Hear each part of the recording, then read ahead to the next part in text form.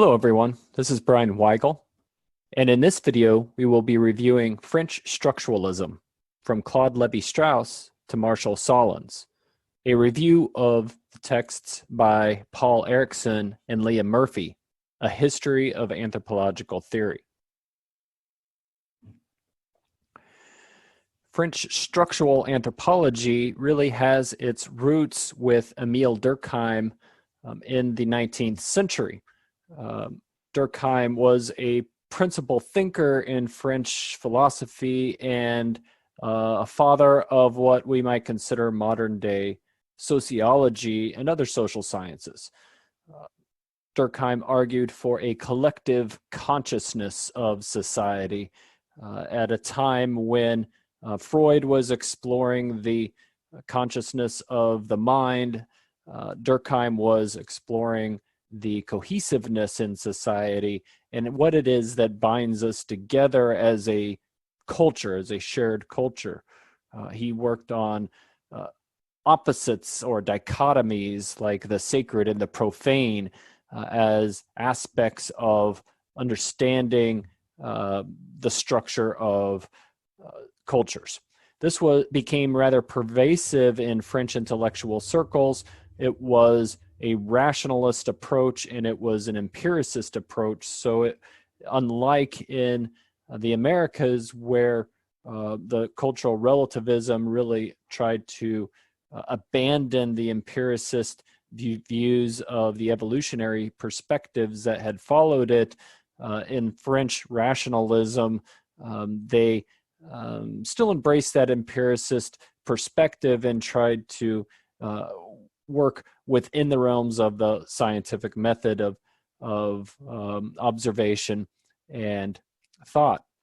So for French structural anthropology, Durkheim was an influential founding figure, and it evolved later after Durkheim's time, but really embraced this notion that human thought precedes observation in reality, and that the origins of all social phenomenon observed in a culture are or originate from within a collective group mind, this collective consciousness that promotes social cohesion and solidarity with the group. So elementary forms and structures were sought out as ways that this paradigm or approach to the study of culture could be studied. So universal forms that could be found within societies that could be measured and observed. So we will see that linguistics and symbolism become part of the structure of the approach of French structuralism. So early in its development, Marcel Mauss, at the turn of the 19th century, shifts focus from Durkheim's collective consciousness more towards what is being processed in the individual mind. So rather than a social group or group mind, how does that impact on the individual's behavior or thoughts, and how could that be studied and measured? So structures within an individual's mental sphere precede the structure of the group mind. So you are an individual first and a part of a group second. And there is some aspect to this when you really consider individual free will and human agency. When you go about your daily behaviors or engage in group rituals or holidays, you still have the ability to accept or reject those beliefs, or to participate or not to participate. So you as an individual have tremendous agency as to whether or not you will engage in the social cohesion or not, according to Mauss. So this elementary reciprocity rule is argued through his text in 1924, The Gift, where Marcel Mauss is looking at gift giving and exchange as a basic point of observation. So to give a gift and to receive a gift, and then to feel the need to repay a gift. For example, if you receive a holiday card for somebody or a present from somebody during the holiday season, but you didn't get a gift for that person, you feel this profound sense of regret that you somehow broke a major taboo.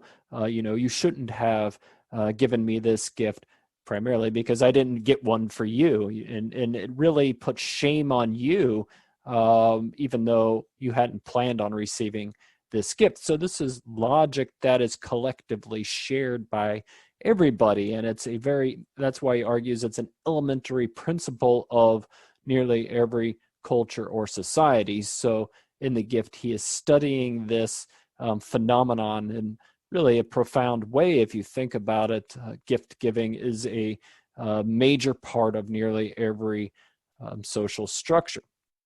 So French structural anthropology takes tremendous influence from the work of Marcel Mauss. And Mauss begins early in the 20th century with his text, A General Theory of Magic, which he then follows 22 years later with The Gift. And he's looking at the structure of social cohesion and argues that reciprocity is a major form of holding cultures or groups together. And you can think about these examples of gifts. For example, if there's somebody, relatively new in your life, you've maybe known them or been friends for about a year or maybe 2 years, and then the holidays come around, and all of a sudden this person who may not be related to you in a kin way, just maybe a casual friend, if that person presents you with a out of scale gift that's totally, like say a new car, it's totally out of the scale of normal behavior, that causes tremendous stress on a relationship. It may throw into havoc the entire nature of that relationship. It could potentially even derail that, and you may not want to have anything to do with that person going forward, or you may feel the need to reciprocate with an equally expensive new gift. So there are social rules that govern the nature of gift giving and reciprocity, and Marcel Mauss was really interested in these types of relationships and how they bind people together when the rules are followed appropriately. So we look more closely at reciprocity as the basic or elementary principle of exchanging gifts. Marcel Mauss argued that spontaneous gift exchange is actually regulated by mental rules that we all share and that are integrated within the social structure of society. Within the social organization, there are rules that are some, cultural rules, so they may be on some level almost unconscious to you as an individual that dictate what is appropriate and what is not appropriate in giving gifts. So we then come to the work of Claude Levi-Strauss, which we will talk about next, who argued that the elementary principle of gift giving was in the form of exchanging women. Who decides who can marry who, or bride exchanging? The structure of the rules in society that set up the nature of who marries who, and then the relationships that form around those families in exchanging of women, the bonds that form between family units, extended family units, are enhanced by the practice or the rules that govern marriage within a society. So marriage becomes the glue that binds all social institutions together through kinship It involves religion and aesthetics, and obviously economics, as the wealth of families can be combined through marriages and those unions. So these are the basic principles of social life according to Levi-Strauss. So we've already used the example of gifts at or during the holiday season as an example that you can relate to in terms of the complex rules that are associated with gift giving. So reciprocity becomes a very important unit of analysis, particularly for Marcel Mauss and the reciprocal giving. And this is a form of analysis that follows through French structuralism for decades to come, really. But reciprocal giving is the social tie that is confirmed and reinforced by another gift in return as it's giving. So you give a gift, you receive a gift, you return that. You don't return the gift to the store, but you return the favor by giving a gift to somebody else. So it could be initiated through a gift, but then social ties are strongly reinforced. And by accepting a gift, those social ties developed through the acceptance of those gifts, and you're expected then to reciprocate by, in turn, either doing a favor for or you're indebted to in some way the person that gave you that gift. So next year or down the line, you are then expected to repay that gift in turn. So we come to, from the work of Marcel Mauss to the work of Claude Levi-Strauss in the 20th century. Levi-Strauss is the guru of French structuralism. He studied in Paris, later moved to Sao Paulo, ended up in New York for a time at the New School of Social Research, where he spent considerable time with Franz Boas in New York City. And in 1955, he wrote an important work called Tristes Tropiques, where he analyzed the social structure of indigenous peoples in South America, the Amazon. He's influenced by Marcel Mauss, obviously, and the elementary structures of kinship that was published in, well, in his text, you can see that influence. Levi-Strauss writes the elementary structures of kinship in 1949. He writes the text Structural Anthropology in 1958.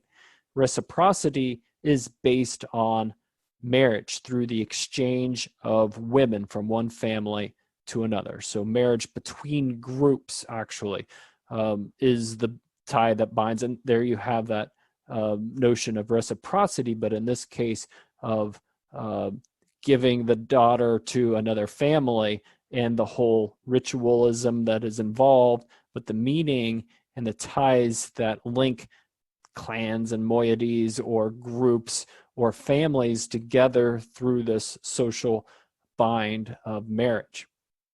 Levi-Strauss looked at the reciprocal exchange and the forms and alliances between families as they were built around marriage. So the structure of gift giving is innate in the human mind. It's a basic elementary form. This is one of the things that the structuralists were searching for, were elementary forms in the individual human mind.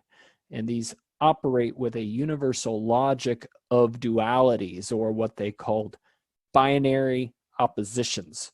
So contrasting pairs of mental constructs in your mind that in their own way create social meaning.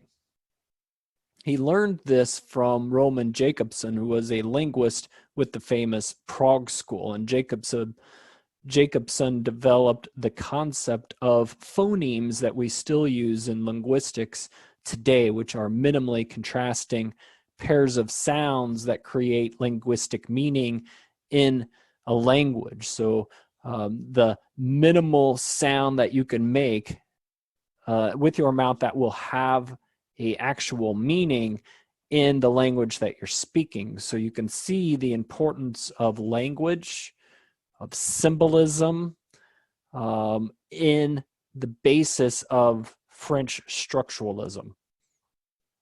So for Levi-Strauss, these binary oppositions are things like life versus death, culture versus nature, the self versus others,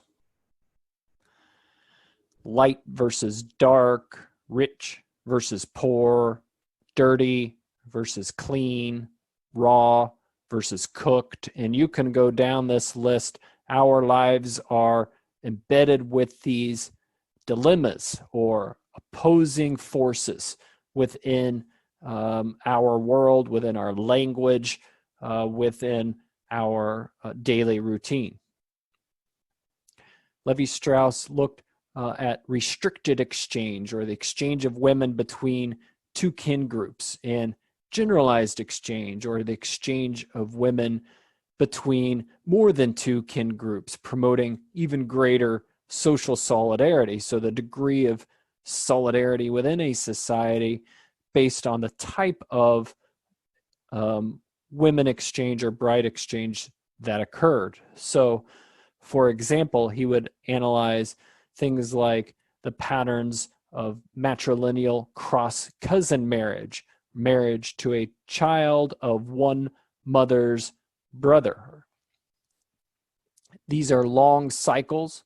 They produce greater solidarity. So in this example, you have several lineages, A, B, C, and D, where a woman from lineage A would marry a man from lineage B, and a woman from lineage B would marry a man from lineage C, and a woman from lineage C would marry a man from lineage D, and so on, and so on until it returns back around to lineage A, and everything fits in a nice tight circle of exchange, but it dictates who can marry who between which lineage. And so you'll see in indigenous societies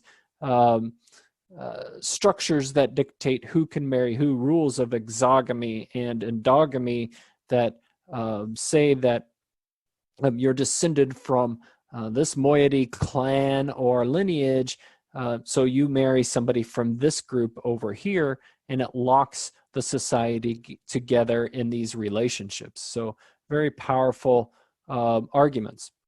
Patrilateral cross-cousin marriage, on the other hand, a marriage to a child of one's father's sister, is a shorter cycle and has less solidarity built in than the previous example. So this involves cross and parallel cousins, which we've talked about in previous videos for this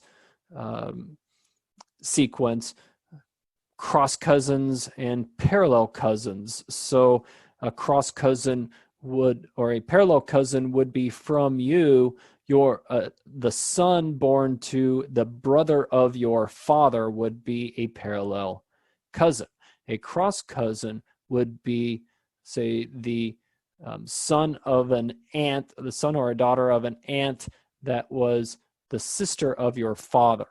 And on the other side, a cross cousin would be the child born to the uncle of your mother, and the parallel cousin would be the child of an aunt of your mother's side. So in Western culture, we may not see our cousins and our aunts and our uncles in this way. For example, you refer with the word uncle, you refer to either your father's brother or your mother's brother. But in your language, in our English American kin-based system, we only have one word for that. We don't distinguish a matrilineal uncle or a patrilineal uncle to that level. And your cousins are typically just your cousins. So other cultures, though, are far more specific in these because it governs who you're allowed to marry within this social network, and importantly, who you're not allowed to marry. So for French structuralism, the concern is with elementary forms of the mind and of the culture. So for Levi-Strauss, he was the most influential theorist of the 20th century, probably for anthropology. That's not so much of an understatement. He provided an original body of anthropological theory and a robust framework for the approach of culture that we didn't get from Franz Boas, for example. And he set the stage for much of the later 20th century. So a real dominant and pervasive force in 20th century anthropology. Two important anthropologists that were really kind of responsible for interpreting or translating French structuralism to an English audience were Edmund Leach and Mary Douglas. So their work really did help English-speaking anthropologists better understand the work of Levi-Strauss, Marcel Mauss, and so on. So Edmund Leach writes Political Systems of Highland Burma in 1954, where he's looking at the shifting nature of cultural meaning and political power through time, and argued that language of myth could be used as a way to look into a culture, a specific culture. Edmund Leach recognized that culture was always oscillating and in flux, and used this term oscillating equilibrium or changing balance. He was mentored by Bronislaw Malinowski and Raymond Firth of, interestingly though, the British social anthropology school. We'll take a subsequent video to look at the work of social or structural functionalism in the British School of Anthropology that Bronislaw Malinowski was part of. But Edmund Leach was interested in deciphering French structuralism. Mary Douglas was a student of Meyer Fortes and Max Gluckman, and was influenced by Evans Pritchard and, of course, Levi-Strauss. So a combination, again, of the British school and the French school in the work of Mary Douglas. Mary Douglas was a professor at the University of London, Oxford, and then eventually went to Northwestern. She was an Africanist, so most of her work was in the study of peoples and cultures of Africa. Mary Douglas writes Purity and Danger, an analysis of the concepts of pollution and taboo. So dirty things, ritual prohibition of things that were dirty or of impure nature. So mental rules and classifications such as purity and pollution, creation of social boundaries and taboos that are sustained through time, in her text written in 1966. Later day structuralists, later in the 20th century, we see that French structuralism exerted considerable influence in anthropology. There are many later day structuralists that occurred, and this notion of structure that formed a cognitive basis of our psyche and bound us together within our social structure or social organization has been resilient in anthropology and still remains so in many ways today. Some of these later day structuralists became what we might call structural Marxists. This is sort of this offshoot from French structuralism that forms, and it grew out of debates between economic formalists and economic substantivists. I apologize. Theoretical blend of Marxist dialectical philosophy and French structural anthropology. They tried to merge Marxian theory with French structural anthropology in this attempt. So for the economic formalist, Western economic concepts do not necessarily apply to non-Western economists. Whereas the economic substantivists, Western economic concepts do apply to non-Western economists.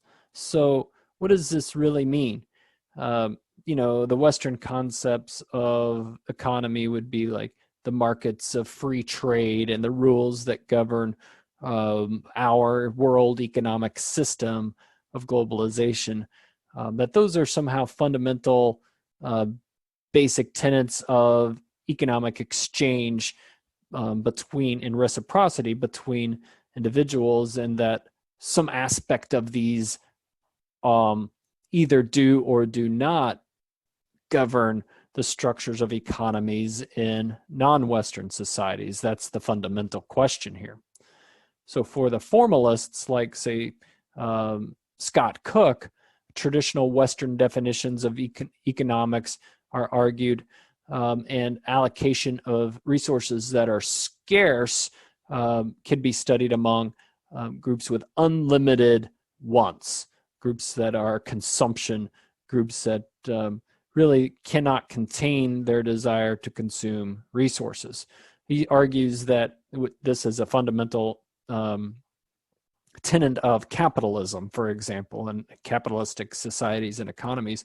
He argues that these also apply to non-Western societies, in particular egalitarian, hunter-gatherer, non-Western indigenous societies. He says that the same rules apply in those societies.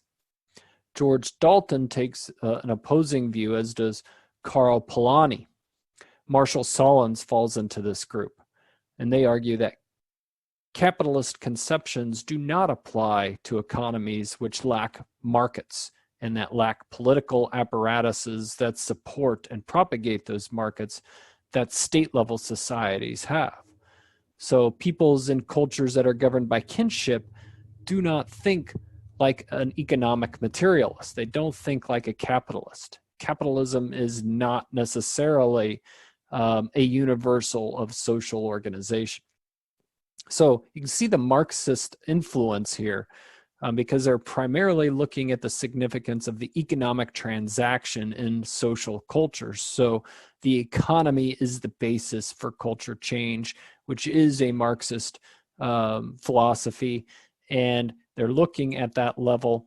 They're looking at reciprocity and exchange between individuals, the material wants of a society versus an unlimited means to meet those wants, and as opposed to the Western philosophy of economics, a traditional or indigenous group may have limited wants and therefore has an unlimited means which to obtain them, and they would argue that that is the original affluent society, that they have everything that they want, and so they are rich, even though they may be materialistically speaking without such great excesses that we see in a capitalist Western economy. So for the structural Marxists, they attempt a synthesis of these two different approaches.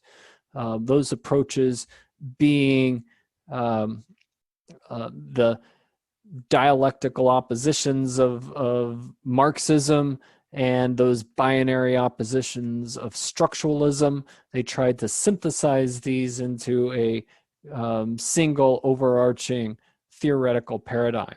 So they're still applying the Hegelian dialectics to social theory that Marx used, and they're linking materialism with idealism in a way to talk about social cultural change.